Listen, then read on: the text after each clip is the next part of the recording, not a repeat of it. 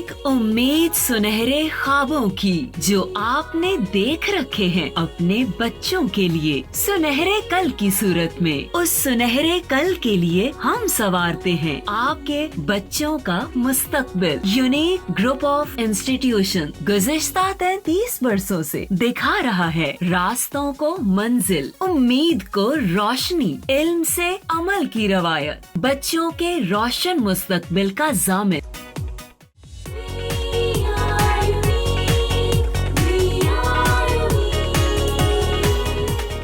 बिस्मिल्लाहिर्रहमानिर्रहीम, अस्सलाम वालेकुम।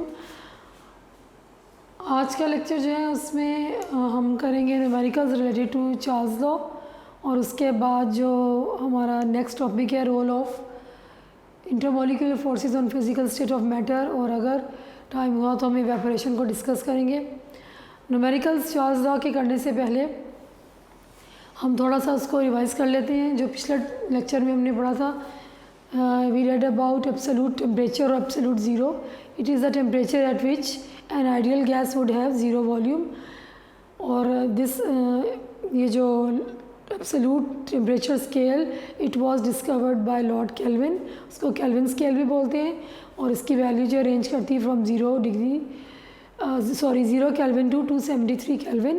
और अगर हम इसको कंपेयर करें सेल्सियस से तो 0 Kelvin is equal to -273 degree Celsius होता है। दैन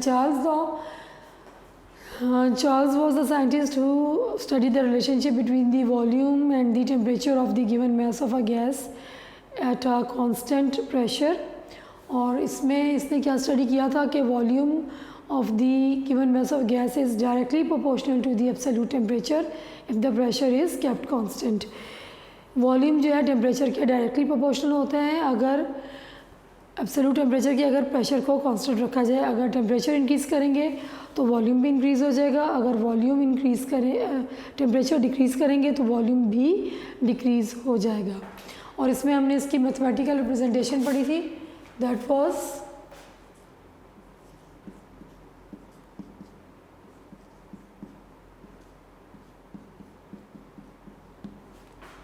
और अगर इनिशियल टेम्परेचर T1 हो तो ये किसके इक्वल हो जाता है, और अगर फाइनल हो जाए तो it is equal to this. तो दोनों सिचुएशन में जो कांस्टेंट जो है ये इनकी वैल्यूज़ जो हैं वो K की इक्वल है, यानी कि इक्वल है कांस्टेंट के। सो तो वेरिएबल्स जो हैं ये भी इक्वल हो जाएंगे, V1/T1 is equal to V2/T2। अब इस इक्वेशन को जहन में रखते हुए, माइंड में रखते हुए हम इसके न्यूमेरिकल्स जो हैं वो करेंगे। एग्जाम्पल जो है 5.3,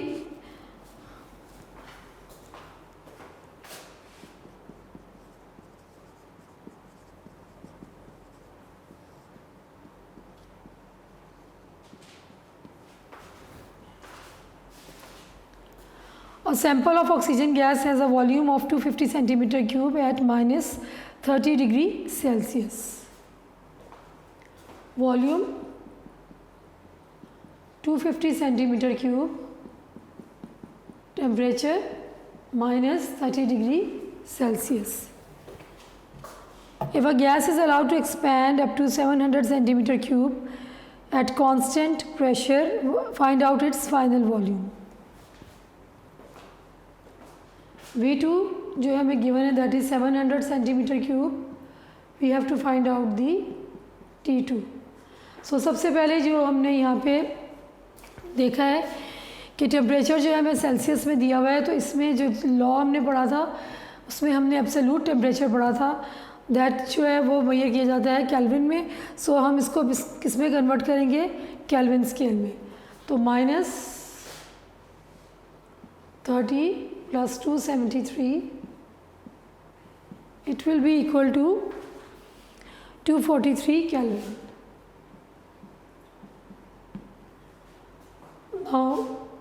फॉर्मूला हमारे पास क्या, V1/T1 is equal to V2/T2। हमें क्या फाइंड आउट करना है, टेम्परेचर T2 जो है ये हमें फाइंड आउट करना है। तो इसको हम किस तरह से फाइंड आउट करेंगे,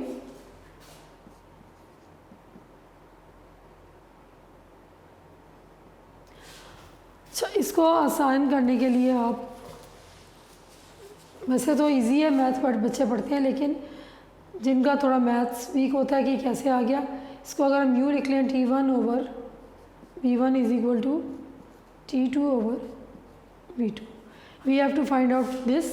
तो ये क्या हो जाएगा T1 V1 multiply by V2।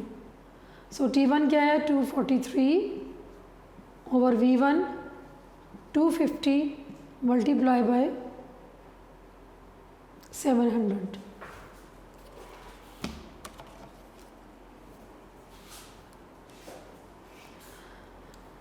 Calculator से इसको आप करके देखिए।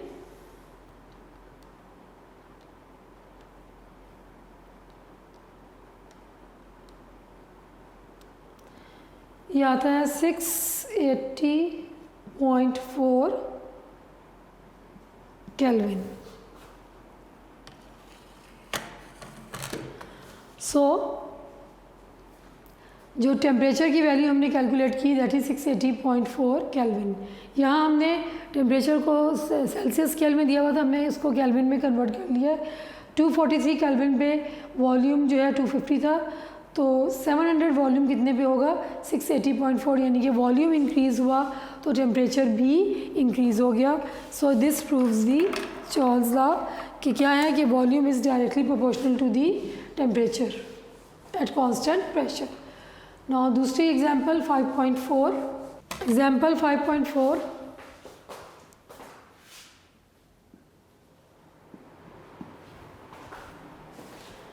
a sample of hydrogen gas occupies a volume 160 centimeter cube at 30 degree Celsius. Volume 160 है और टेम्परेचर हमारे पास 30 डिग्री है।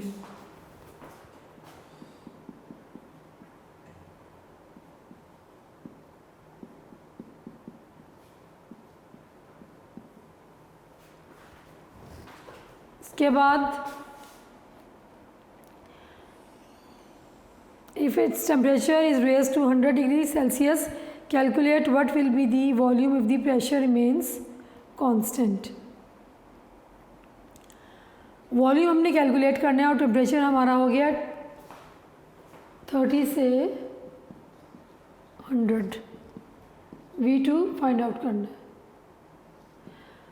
इसको हम केल्विन में कन्वर्ट करेंगे।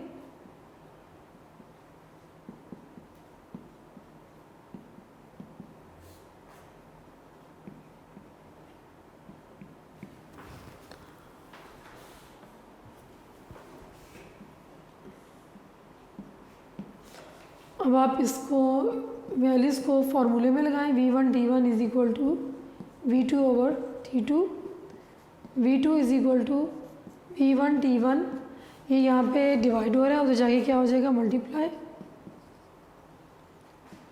V1 इज़ 160,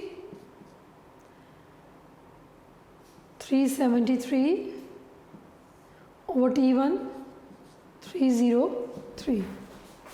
जी आंसर है 196.9 सेंटीमीटर क्यूब। सो ये आपका आंसर आएगा 196.9। न्यूमेरिकल्स जो है ये पहले भी बात हुई थी जब हमने फर्स्ट 50% सिलेबस पढ़ा था। फर्स्ट चैप्टर पे न्यूमेरिकल्स दिए हुए थे कि नॉर्मली या अमूमन केमिस्ट्री के पेपर में न्यूमेरिकल्स नहीं आते, शॉर्ट में आ जाते हैं, लेकिन अगर आ जाए तो इट्स सो सिंपल। ये वाले न्यूमेरिकल्स तो बहुत आसान है कि आपने लॉ तो आपने याद किया है, उसकी एक्सपेरिमेंटल वेरिफिकेशन भी की है, उसकी मैथमेटिकल रिप्रेजेंटेशन भी की है, समझ आपको आ गई, आपको याद हो गया। तो अगर ये न्यूमेरिकल आए तो इट्स वेरी सिंपल कि आपने सिंपली उसकी वैल्यूज़ लगानी है।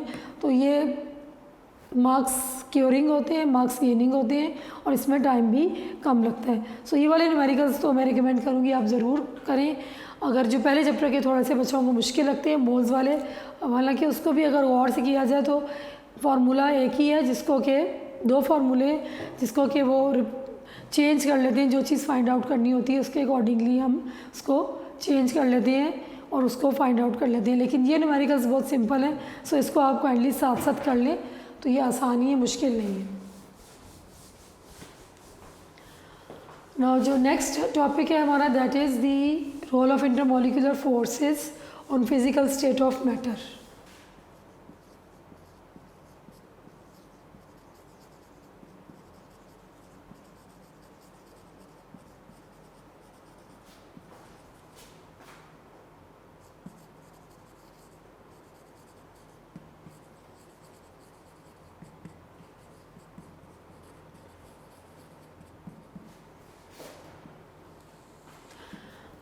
अब ये जो टॉपिक है इसमें बच्चों को अमूमन कन्फ्यूजन होती है कि इसमें पढ़ना क्या है, याद क्या करना है। इसमें ऐसी कोई नई चीज़ नहीं है। जो चीज़ हम पहले जब हमने इंट्रोडक्शन किया था, जो चीज़ें हम पढ़ के आए थे वही इसमें दोबारा डिस्कस हुई हुई हैं और वो आपको ऑलरेडी पता है, इसको हम दोबारा डिस्कस करते हैं। बहुत सिंपल है कि आप सिर्फ इंटरमॉलिक्यूलर फोर्सेस पे फोकस करेंगे कि किस तरह से वो प्रेजेंट होती हैं तीनों स्टेट्स ऑफ मैटर में। पहले हम इसकी डायग्राम ड्रॉ कर लेते हैं।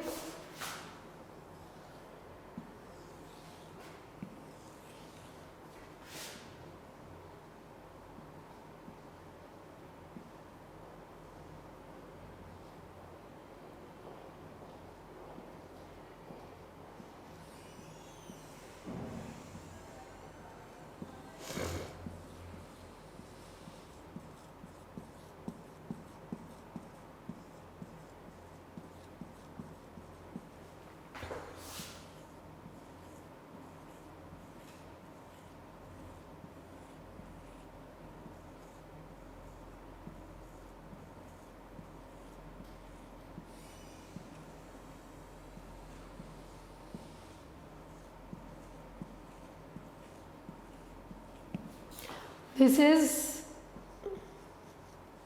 gas,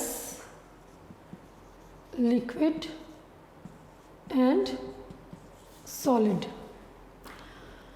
पहले हम गैस के स्टेट को देखते हैं कि देखने से हमें क्या पता चल रहा है कि the molecules of the gas they are far apart from each other. Gas के मॉलिक्यूल्स एक दूसरे से दूर होते हैं।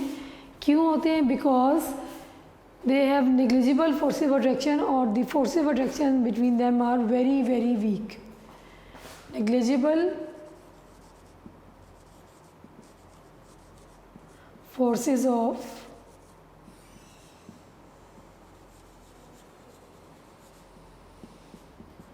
attraction इनके दरमियान क्या होती हैं? एम्प्टी स्पेसेस प्रेजेंट होती हैं और जो ये they are very far away from each other, एक दूसरे से दूर होती हैं। और फिर हमने इसके से रिलेटेड जो है पीछे हमने गैसेस की टिपिकल प्रॉपर्टीज़ जो हैं वो भी पढ़ी हैं।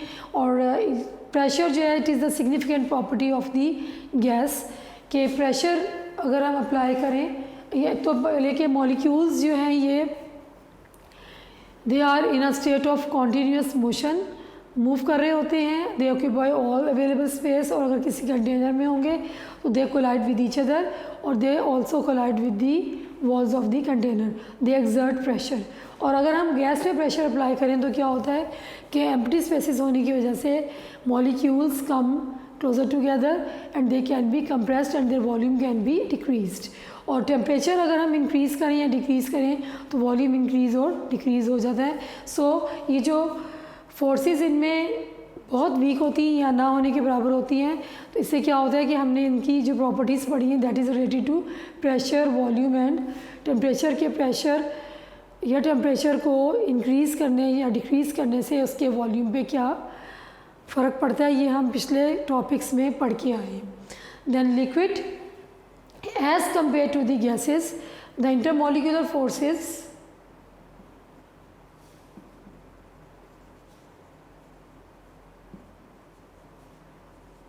are stronger as compared to gases।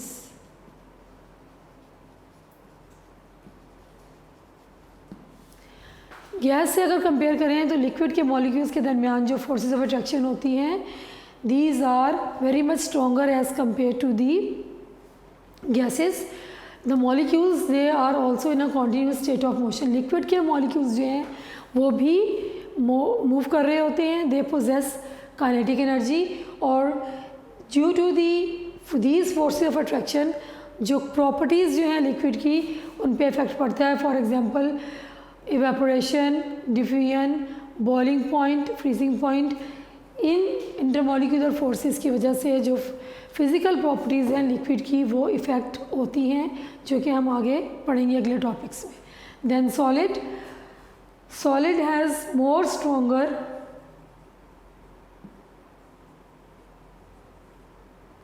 intermolecular forces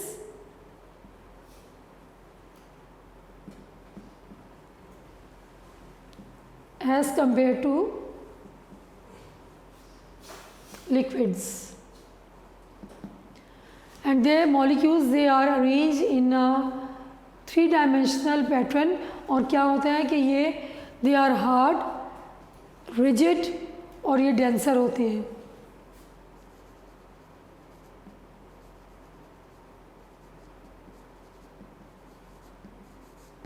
और इनके मॉलिक्यूल्स जो होते हैं they do not move from one place to another, they remain at their mean position, अपनी जगह पे मौजूद रहते हैं, जिसकी वजह से सॉलिड जो है उनका डेफिनेट शेप भी होती है और डेफिनेट वॉल्यूम भी होता है, और दे एग्जिस्ट इन क्रिस्टलाइन और एमॉर्फस फॉर्म. और इनकी जो प्रॉपर्टीज़ जो होती हैं वो भी, इनके melting point, boiling point, freezing point जो है सॉलिड के जो हैं वो भी डिपेंड करते हैं upon the stronger forces of attraction present between these molecules. So ये एक सिंपल सा इंट्रोडक्शन है कि अगर हम डायग्रामेटिकली आप देखें तो फोकस हमारा इस वक्त किस पे है, इंटरमॉलिक्यूलर फोर्सेस और effect of intermolecular forces on the properties of the states, 3 states of matter, यानी कि गैस, लिक्विड और सॉलिड पे. गैसेस में इंटरमॉलिक्यूलर फोर्सेस बहुत वीक होती हैं या ना होने के बराबर होती हैं, तो उनकी प्रॉपर्टीज़ कैसे इफ़ेक्ट होती हैं वो हमने पीछे लॉज भी पढ़े हैं, और उनकी हमने डिफ्यूजन, एफियन सारे प्रोसेसेस जो हैं वो हमने पढ़ लिए हैं.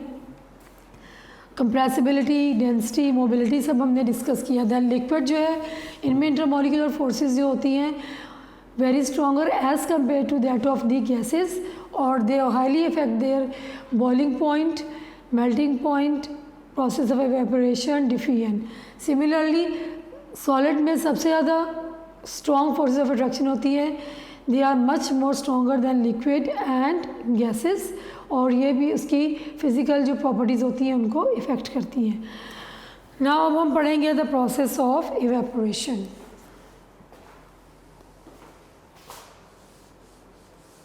ये जस्ट एक इंट्रोडक्शन है और इसको बिल्कुल बड़ा अच्छा ये बुक में भी दिया हुआ है और नोट्स में हेडिंग्स के साथ दिया हुआ है. आप इस टॉपिक को नोट से हेडिंग के साथ गो थ्रू कर सकते हैं, जिस तरह से मैंने यहाँ पे लिखा है गैसेस, सॉलिड और लिक्विड, इस तरह हेडिंग लगाकर नोट्स में इंटरमॉलिक्यूलर फोर्सेस को डिस्कस किए हुए 2 to 3 लाइंस उसकी बताई हुई हैं. उसको अच्छे तरीके से आप वहाँ से कर लें या वहाँ से देख के अपनी बुक पे मार्क कर लें, then it will be easier for you. Just एक रीडिंग करनी है. ये चीज़ें आपको पहले भी हमने डिस्कस की, आपको पहले से पता है, there is nothing new in it. बच्चे अमूमन कंफ्यूज रहते हैं कि जिस टॉपिक में क्या याद करना है. पता है आपको, अगर कोई क्वेश्चन इस तरह का आ जाता है तो you should be able to answer. अगर आपको अंडरस्टैंडिंग है, कॉन्सेप्ट क्लियर है, तो आप उसको ईजीली आंसर कर सकते हैं. ठीक है. Now next topic is evaporation.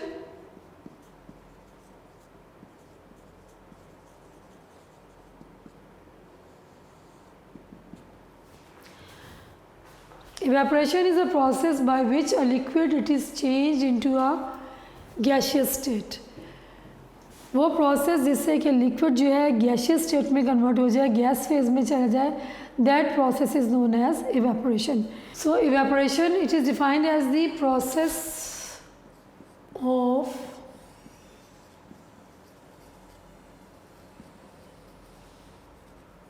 changing of liquid into gas phase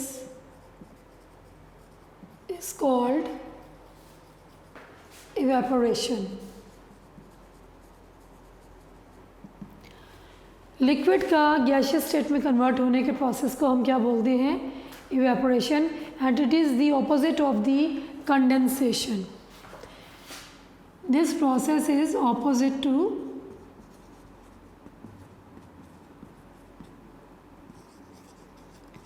condensation. And what is condensation? It is the conversion of the gas into liquid. अगर वेपर्स या जो गैस है they are converted into the liquid, that is known as condensation.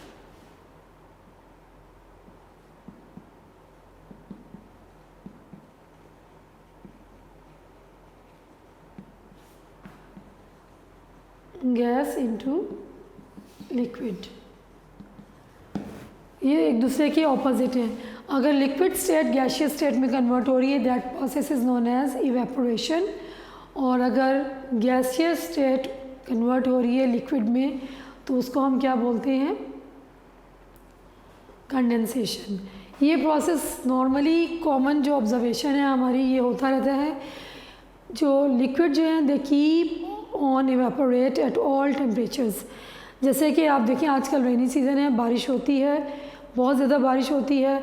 जब बारिश रुक जाती है तो आप देखें कि आहिस्ता आहिस्ता जो है पानी जो है वो हमें नज़र नहीं आता। जो सड़कों पे या जगह जगह पानी खड़ा होता है, Aahista Aahista Aahista with the passage of time वो कहाँ जाता है। ये प्रोसेस जो है वेपोरेशन का, take place at all temperature, it keep on taking place. जो मॉलिक्यूल्स जो होते हैं लिक्विड के, इस प्रोसेस के ज़रिए किस में कन्वर्ट हो जाते हैं? गैस फेज़ में। और वो किस में? एटमॉस्फेयर में चले जाते हैं, वेपर स्टेट में। और ये वेपर्स जो हैं ये क्या करते हैं? जब ये गैदर हो जाते हैं एंड प्रेशर जो है इंक्रीज़ होता है, तो फिर क्या होता है? They again convert back into the liquid in the form of the rain. तो फिर उस प्रोसेस को हम क्या बोलते हैं? कंडेंसेशन। एक दूसरे के ऑपोजिट है। Conversion of the liquid into the gaseous state is known as the evaporation, and conversion of the gas into the liquid state is known as condensation. Now हम इसमें ये पढ़ेंगे कि evaporation is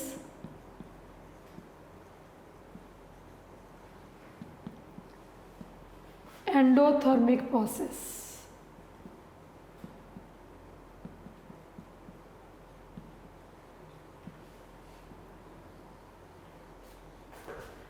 What do you mean by the endothermic? The process in which heat is absorbed, that process is known as endothermic process. The process in which heat is absorbed is known as endothermic process. वो process जिसमें heat absorb होती है वो क्या कहलाता है? Endothermic process. Evaporation कैसा process है? एंडोथर्मिक प्रोसेस है। अभी इसको हम आगे प्रोसेस को डिटेल में पढ़ेंगे, फिर आपको ज़्यादा क्लियर हो जाएगा। लेकिन जैसे बुक में बताया हुआ है उसी तरीके से मैं आपको बताऊंगी कि इसके बाद एक इक्वेशन लिखी हुई है कि when water in liquid state is converted into gaseous state, it requires 40.71 kilojoules per energy.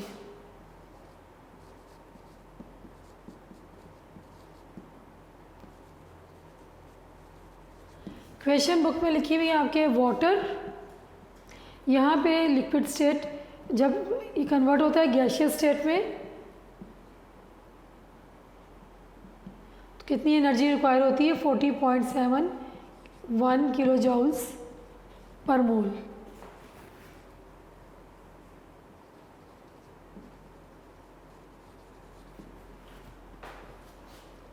Delta H, H stands for enthalpy और heat energy.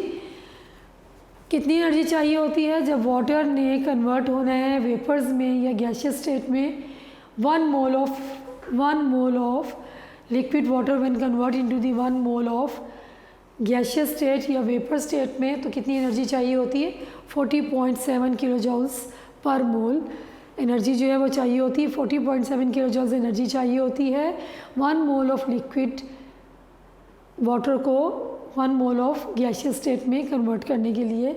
So evaporation is the process. कैसा प्रोसेस है? It is the endothermic process. Heat is absorbed या heat during this process. अब इस process को हम पढ़ते हैं कि एक्चुअली एवेपोरेशन का प्रोसेस होता किस तरीके से। एक कंटेनर है फॉर एग्जांपल, आप ये देखिए इसमें लिक्विड है,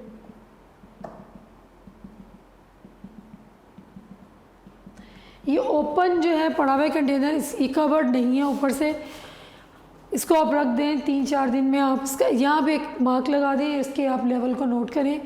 with the passage of time 1 दिन के बाद 2 दिन के बाद आप देखें कि ये लेवल आहिस्ता आहिस्ता कम हो जाएगा। इस पानी इसमें से ना तो गिराया गया ना कुछ, तो वो कहाँ जाता है, इट एवेपोरेट्स, कहाँ चला जाता है, the liquid water it is converted into the vapour state. Normal जो आजकल टेम्परेचर है, इसमें ये प्रोसेस जो है ये स्लो होता है, लेकिन this keep on taking place, होता रहता है। होता कैसे है कि जो लिक्विड मॉलिक्यूल्स जो हैं they are in a continuous state of motion. Liquid के मॉलिक्यूल्स जो हैं कॉन्टीन्यूसली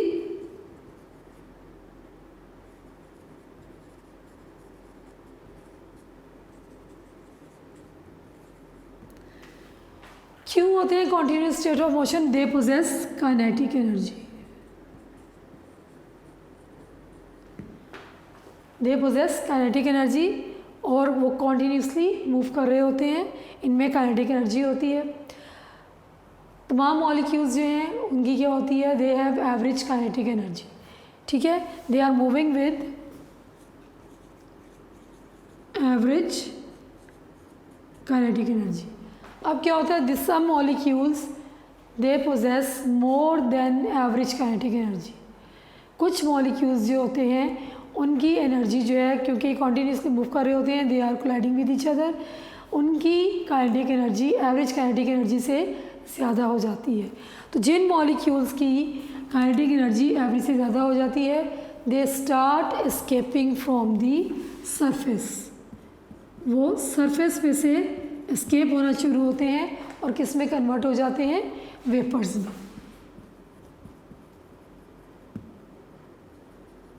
मॉलिक्यूल्स हैविंग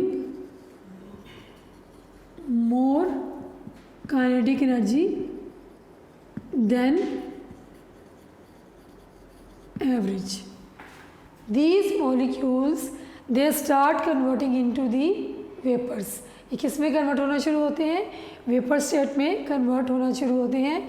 वो मॉलिक्यूल्स जिनकी kinetic energy average kinetic energy से ज़्यादा होती है। All the molecules they are in a quantity, ये दिमाग में बिठाएं कि तमाम मॉलिक्यूल्स जो हैं दे आर मूविंग। कुछ मॉलिक्यूल्स की काइनेटिक एनर्जी, अच्छा हर मॉलिक्यूल जो है उनमें क्या होता है, दे पोजेस काइनेटिक एनर्जी। कुछ मॉलिक्यूल्स की काइनेटिक एनर्जी जो है वो एवरेज से ज़्यादा होगी, तो वो किस में कन्वर्ट होंगे, they start converting into the vapours, और ये सरफेस पे से एस्केप होना शुरू होंगे। So this is known as evaporation. When the molecules they start escaping from the surface into the atmosphere, they start converting into the vapors, this process is known as evaporation। इस process को क्या बोलेंगे, evaporation का process बोलेंगे। This is the surface phenomena। जो process of evaporation है, this is surface phenomena।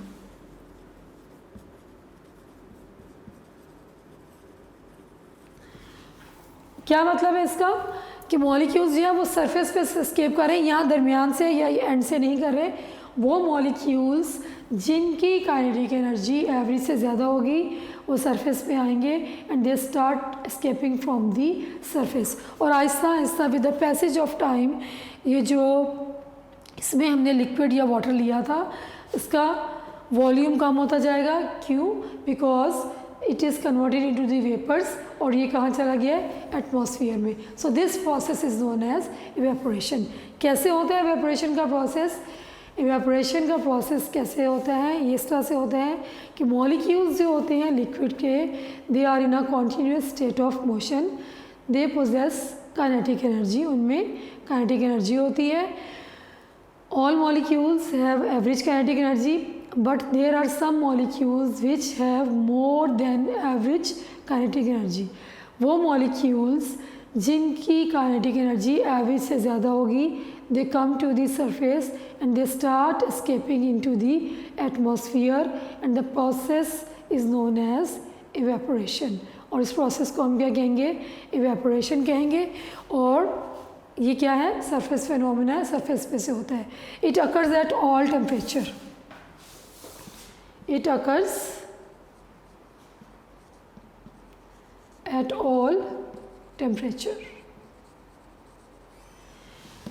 यानी कि कोई भी टेम्परेचर हो, कम से कम जितनी मर्ज़ी भी ठंड हो, टेम्परेचर जितना भी कम हो, इवेपोरेशन का प्रोसेस जो है ये कॉन्टीन्यूसली होता रहता है। Yes, it depends upon the temperature. कैसे कि it is directly proportional to the temperature. अगर हम टेम्परेचर इंक्रीज़ करेंगे तो प्रोसेस जो है इवेपोरेशन का इंक्रीज़ हो जाएगा। अगर टेम्परेचर डिक्रीज़ होगा तो इवेपोरेशन का प्रोसेस जो है वो स्लो हो जाएगा। But it keep on taking place at all temperature. तो जो नेक्स्ट जो है आपने इस पे हेडिंग जो आएगी वो आएगी इफ़ेक्ट ऑफ, या it is the depend upon the temperature. Temperature कैसे इफ़ेक्ट करता है?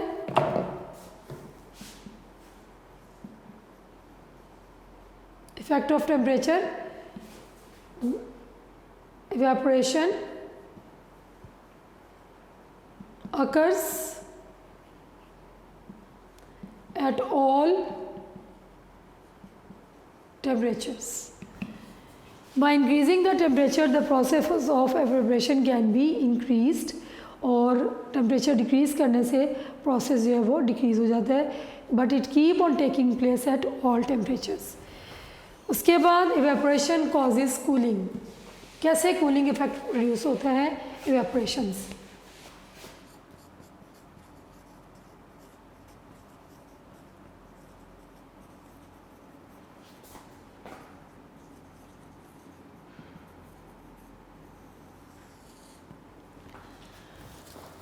इवेपोरेशन कैसे कूलिंग कॉज करता है?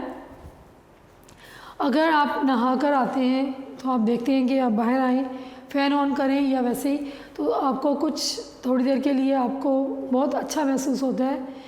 उसमें क्या होता है कि you have a feeling of coldness, कि आपको ठंडक महसूस होती है। क्यों? क्योंकि जो वाटर मॉलिक्यूल्स होते हैं they are escaping from their body, they are converting into the vapour state, और क्या होता है कि you have a cooling effect. या अगर आप नेल पॉलिश रिमूवर ले लें, आप उसको यूज़ करें, आप अपने उसको हाथ पे डालें, तो क्या होगा कि थोड़ी देर के बाद वो इवेपोरेट हो जाएगा। You have a cooling effect.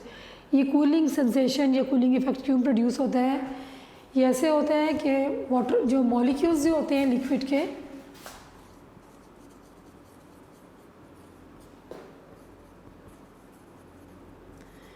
वो molecules of liquid which escape into the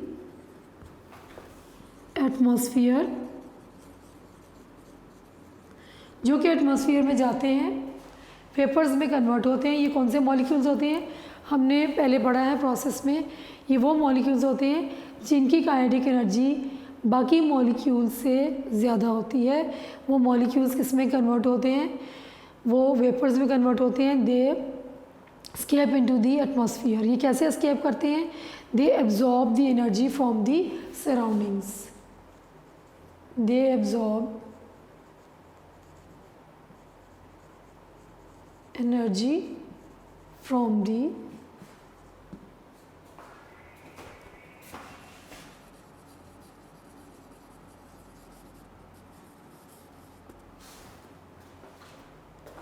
अच्छा, अब जो मॉलिक्यूल्स जो है स्केप करते हैं तो वो क्या करते हैं? एटमॉस्फेयर में जाते हैं, जिसके रिज़ल्ट में क्या होता है, जो टेम्परेचर होता है सराउंडिंग, यानी कि जिस जगह वो प्रेजेंट हैं क्या बाकी मॉलिक्यूल्स के साथ, यहाँ पे उनकी सराउंडिंग क्या होगी?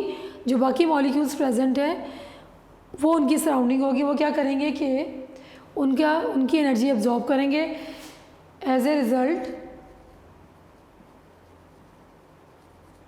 the temperature of the remaining molecules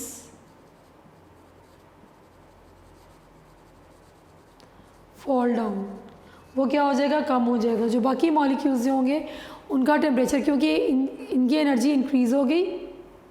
कैसे इंक्रीज़ हुई? कि इससे जो बाकी मॉलिक्यूल्स हैं उनसे एनर्जी ली। एज ए रिज़ल्ट क्या होगा कि टेम्परेचर उनका कम हो जाएगा। उनका टेम्परेचर कम होगा तो वो क्या करेंगे? In order to compensate they absorb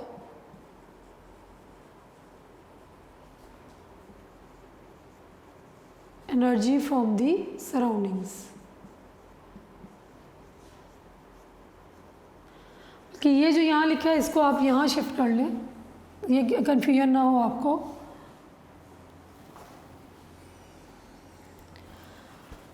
जब मॉलिक्यूल्स जो है लिक्विड के वो एटमॉस्फेयर में एस्केप करते हैं तो क्या होता है कि जो टेम्परेचर होता है रिमेनिंग मॉलिक्यूल्स का दैट विल बी डिक्रीज्ड और fall down.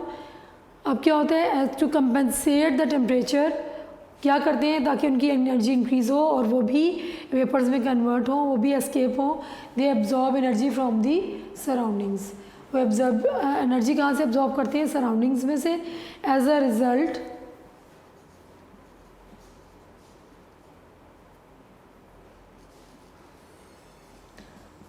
the temperature of surrounding is decreased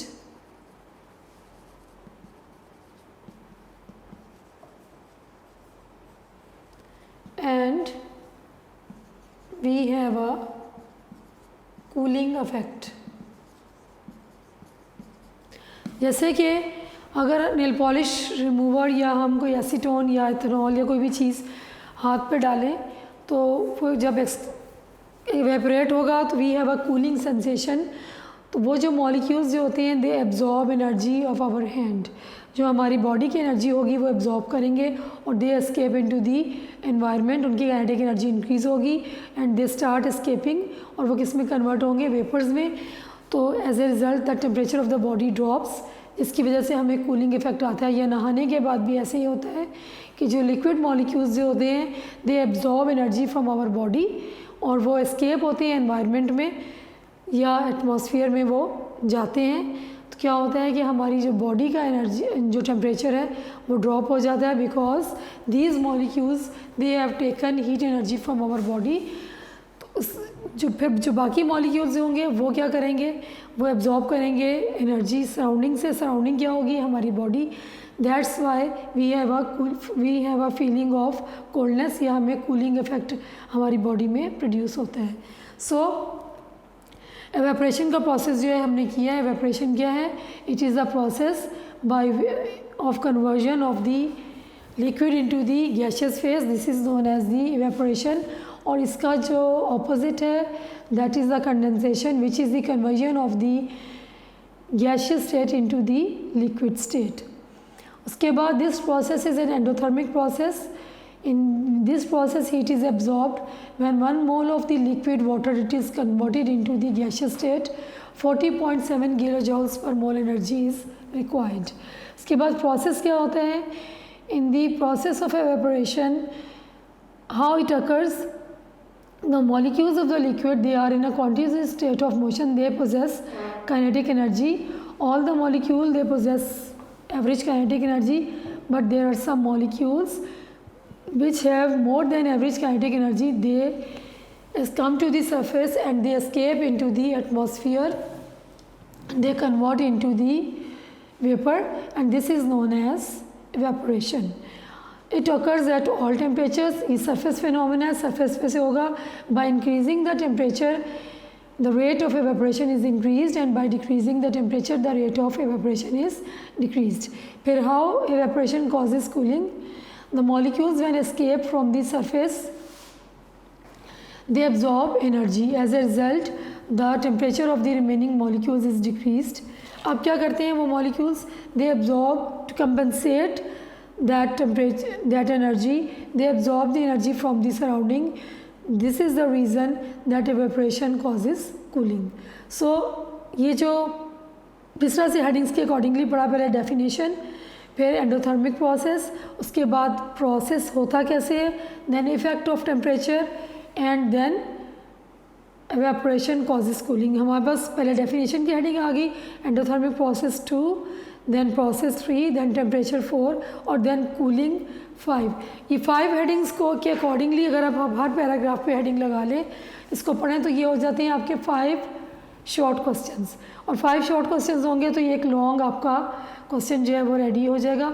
सो आप इसको 5 शॉर्ट क्वेश्चंस के तौर पे याद करेंगे तो it will be easier for you और आपको एक कंप्लीट लॉन्ग हो जाएगा। इसके बाद हम पढ़ेंगे फैक्टर्स अफेक्टिंग इवेपोरेशन, जो कि इंशाल्लाह हम नेक्स्ट लेक्चर में पढ़ेंगे।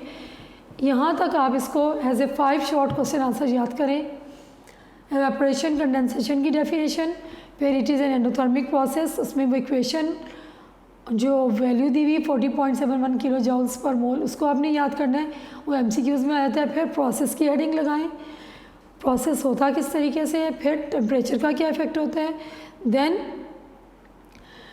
Y it produces cooling effect, फिर आपने उसको याद करना है। नोट्स में हेडिंग के साथ ये क्वेश्चन दिया हुआ है, लॉन्ग क्वेश्चन, आप हेडिंग्स वहाँ से नोट कर लें या वहाँ से याद कर लें। ये 5 शॉर्ट आंसर क्वेश्चंस हो जाएंगे, तो आपका एक लॉन्ग जो है वो तैयार हो जाएगा। इसको आप अच्छे तरीके से समझ लें, पढ़ लें, याद कर लें, तो आगे जो प्रोसेसेस होंगे उसको समझने में आपको ज़्यादा आसानी होगी। और नेक्स्ट जो हम इसके फैक्टर्स जो हैं इंशाल्लाह नेक्स्ट लेक्चर में पढ़ेंगे। जब तक अल्लाह हाफ़िज़।